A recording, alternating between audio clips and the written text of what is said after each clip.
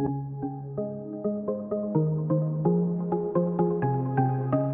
everyone, I'm Kat and welcome to my channel, Naturally Beautiful Girl.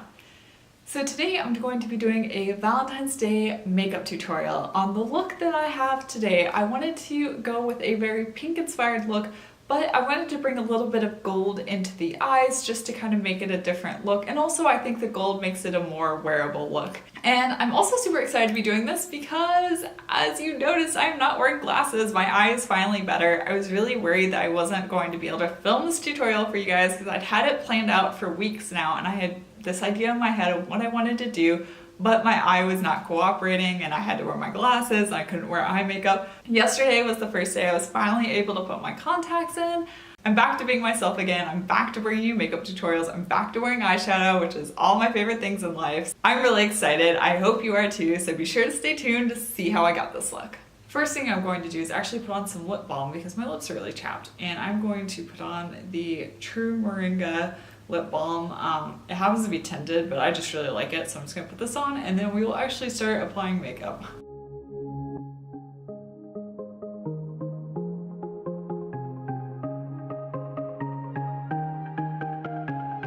I think you guys would be shocked if I didn't do this, so I'm going to be applying the Au Naturel Stick Foundation in the shade Porcelain.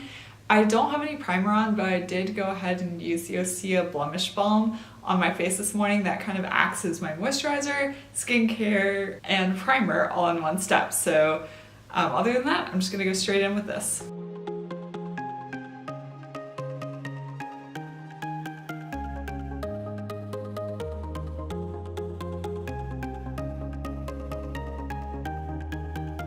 And I'm going to blend this out using the MOTD Cosmetics Beauty in the Base brush.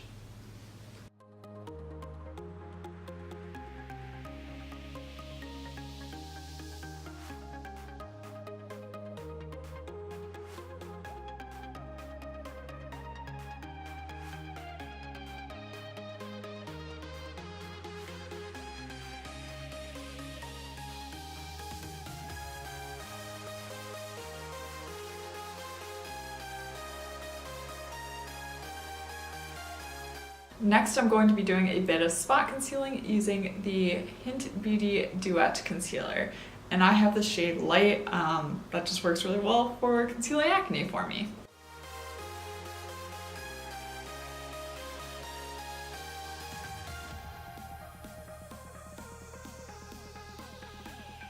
So now I'm going to conceal under my eyes using the Alima Pure Cream Concealer. And I have the shade Pearl. This might look a little funny for me getting it out because I've hit pan so hard on this. There's like a tiny little bit around the rim. I don't know if you can see that I'm like trying to scrape out because I don't want to waste any. I do have a backup of this, don't worry, but I did want to try and get the last bit of this out. So if you see me kind of struggling a little bit to get it out, this is why. I do love this concealer and I think hitting pan is evidence of it, but I like to apply it under my eye just using my finger.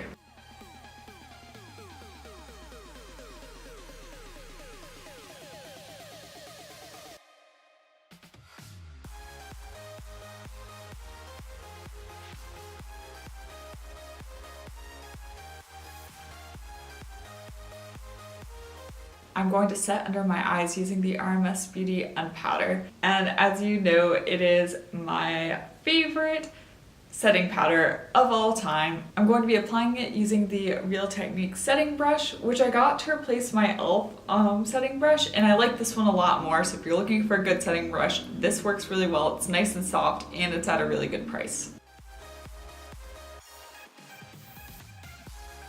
I'm going to be setting my entire face using the Au Naturel Powder Foundation. Why this is empty is because I actually decanted the powder into an old Alima Pure Satin Matte Foundation container because the pump on this product wasn't actually working. You like pump the powder out, it just wasn't working. And I wanted to try the powder out itself, so I decanted it into this container.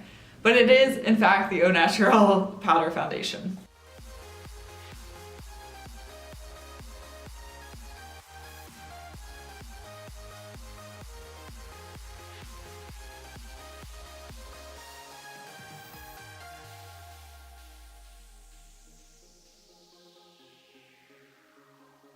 Now I'm going to apply some brows, and I'm using the Burt's Bees brow pencil, and I've been trying this out for a while and I don't love it. It's really creamy. So if you like a really creamy brow product, this is great. But for me, this is just too creamy. And I know that Reagan from Indie Boo likes the Burt's Bees eyeliners because they are so creamy. So I think this is a very similar formula. But for me, for a brow pencil, it's just too creamy. I've been on a mission recently to kind of use up products, use up my skincare, my body care, my makeup products, instead of just having a whole bunch lying around. And so I'm using this up, so that's what we're working with today. My brows have been growing in quite a bit, if you can tell, so I don't really have to do too much to fill them in, which is nice.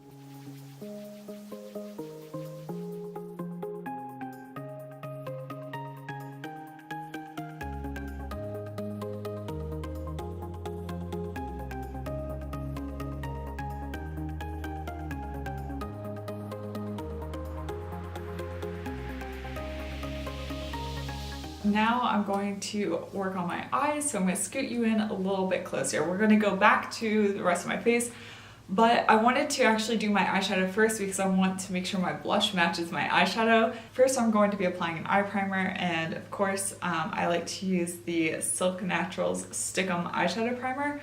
I do like the Olympus Pure eye primer better. It's out of stock everywhere, and so I haven't been able to pick a new one up, so I'm using this one for now.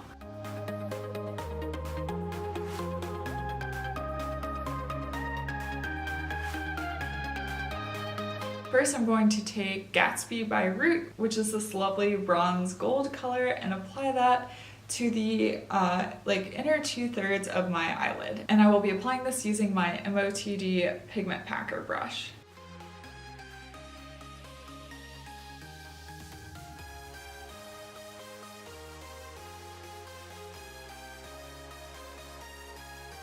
Next, I'm going to take some of the Mother Bear's Handmade eyeshadow in White Peach, which is this kind of flesh colored eyeshadow. I'm going to put that in my crease, which will just help me blend the other shadows I want to apply. And I'm going to do that using the MOTD Miss Shady Lady brush.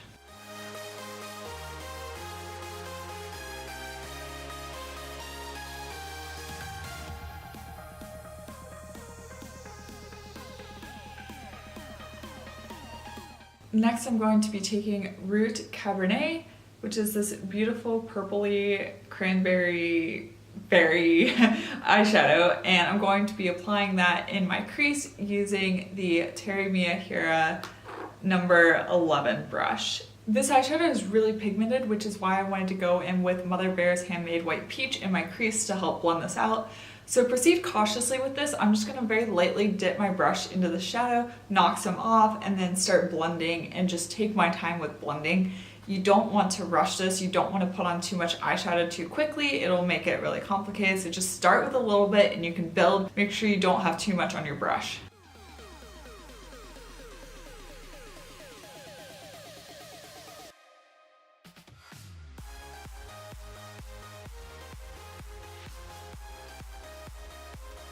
Now I'm actually going to make use of the Ulta Color Switch pan and clean off my MOTD Pigment Packer brush. Thought you might like a quick demo of this in the middle of this video. And there you go. I mean, it's still got a little bit of shadow in it, but it is a lot cleaner than how it started. Now I'm going to use the MOTD Pigment Packer brush to pick up some of the Teri Miyahira Opportunity eyeshadow, which is this lovely cranberry eyeshadow.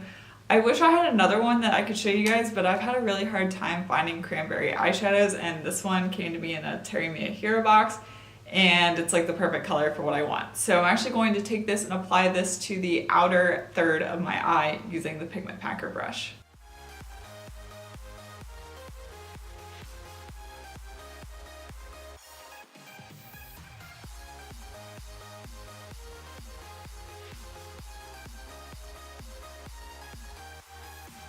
At this point, normally what I would do is take either Opportunity or Cabernet and apply that along my lower lash line. I'm almost completely recovered from my eye problem, as you can tell because I'm wearing contacts, but because it was on my lower lash line, I really just don't want to put any eyeshadow on it until it is 100%. So I'm going to skip that step, but I would recommend if you are recreating this look to add some darker shadow along your lower lash line just to kind of define your eyes. And for a bit of inner corner highlight, I'm going to be taking Root Sugar, and this is a white shimmery eyeshadow, and applying it to the inner corner of my eye and also under my brow bone. And I'm going to be doing that using the MOTD No Fudge Just Smudge brush.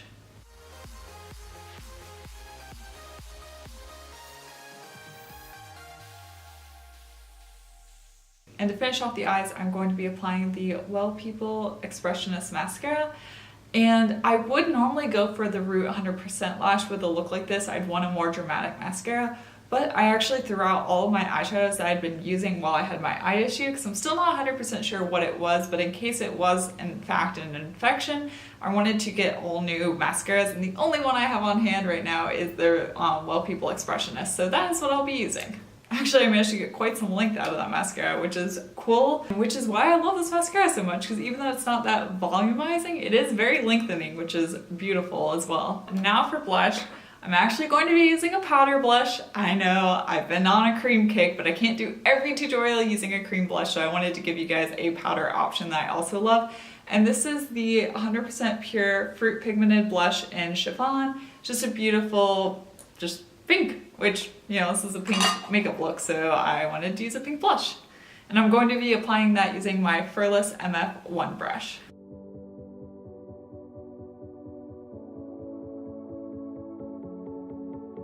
For some highlight, I am going to be using the Found highlighting palette, and I'm actually going to be using this pink shade right here because I'm in a pink mood today because it is a Valentine's Day makeup look. So I'm going to be applying that highlight using the Root Set and Illuminate brush, and I'll just be dusting this on the tops of my cheekbones.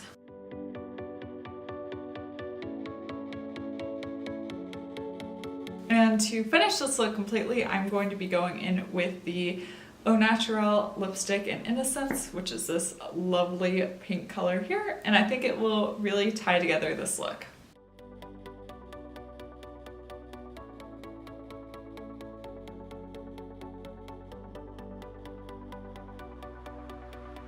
This is my completed Valentine's Day look. I hope you enjoyed this, and I hope that this inspired you to create some special look for Valentine's Day. I hope you have a wonderful Valentine's Day, and regardless of if you have a significant other to celebrate, it's also just a day to celebrate love, of friends, of family, of yourself as well. So have a wonderful day, and if you like this video, be sure to give it a thumbs up and subscribe to my channel. Also check out my Instagram. I'll have my handle down below. I'm at naturallybeautifulgirl. And once again, thank you so much for watching, and I will see you next time. Bye!